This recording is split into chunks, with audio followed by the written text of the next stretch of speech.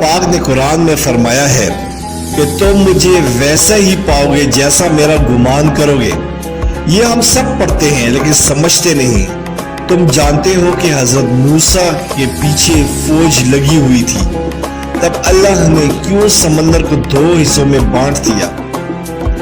تم جانتے ہو کہ حضرت ابراہیم علیہ السلام کو آگ میں جانے کا حکم دے دیا گیا، تو کیوں اس نے آگ کو ٹھنڈا کر دیا؟ تم جانتے ہو کہ کیوں اس نے حضرت یوسف علیہ السلام کو کنویں میں بھی پالا؟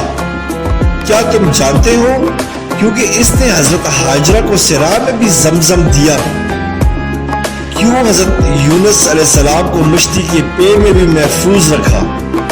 کیوں حضرت زکریا کو عمر کے آخری حصے میں بھی اولاد سے نوازا؟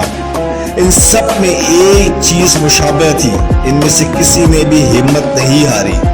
انہوں نے یقین رکھا کہ خدا راستہ نکالے گا، اور دیکھو خدا نے راستہ نکالا۔